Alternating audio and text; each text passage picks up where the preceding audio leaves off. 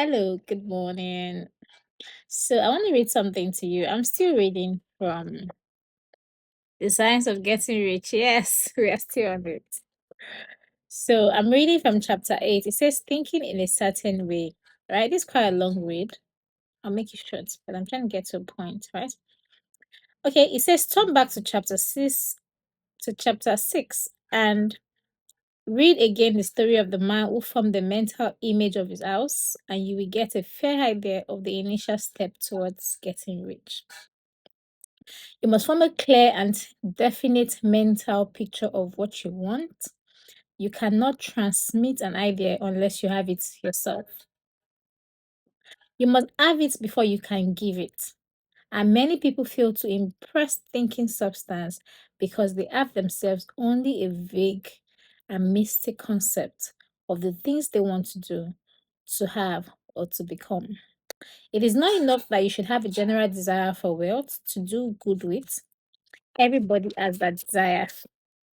It is not enough that you should have a wish to travel, see things, live more, etc.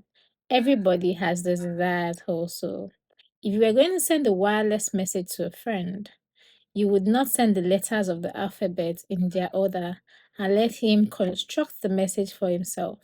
Nor would you take words at random from the dictionary. You would send a coherent sentence which meant something.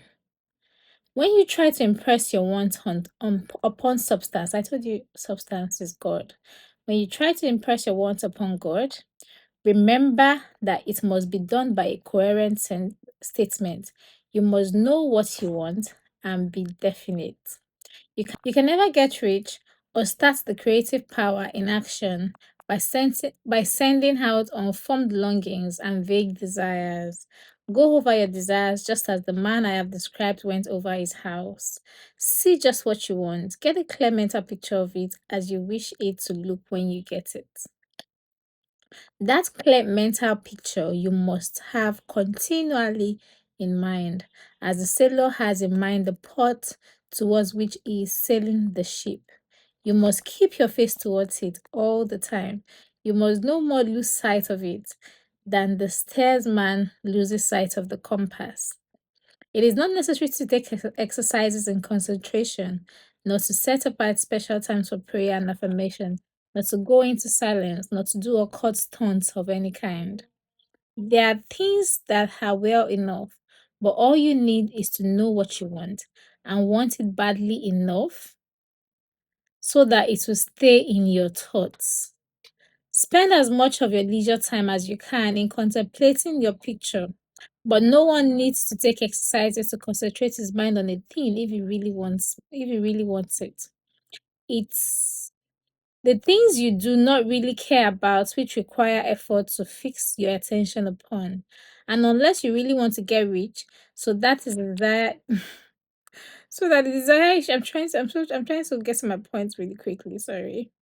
So that the desire is strong enough to hold your thoughts directly to the purpose, as the magnetic pole holds the needle of the compass.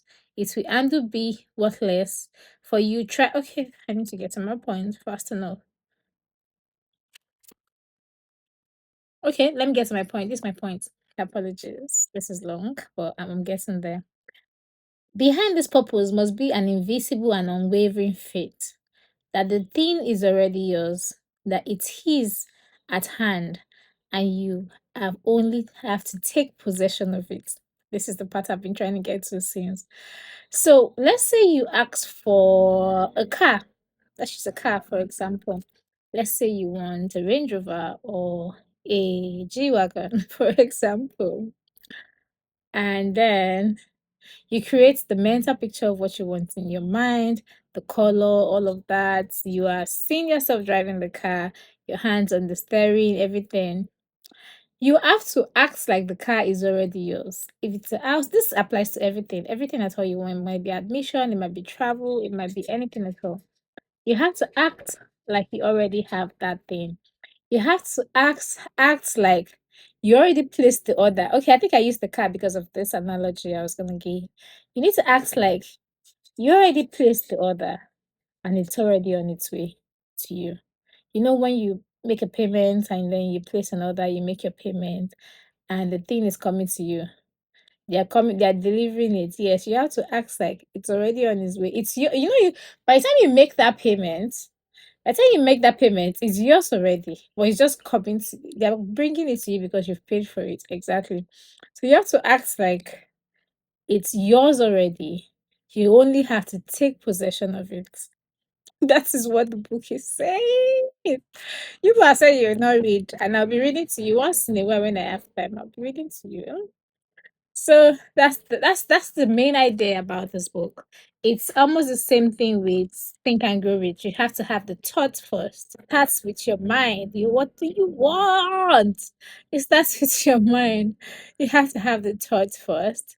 Then when you have the thought, you have to continually have the thought. Be very specific. No vague thinking.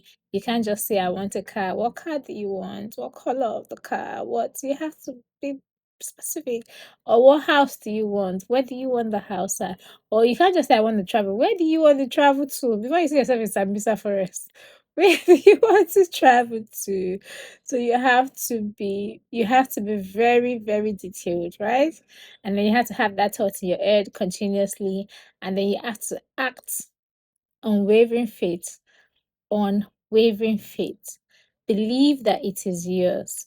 Speak it into existence. Speak in the present. Don't say when I travel, or don't say when I have the car is already here, the house is already here, the $1 million is already here. Whatever it is that you want, right?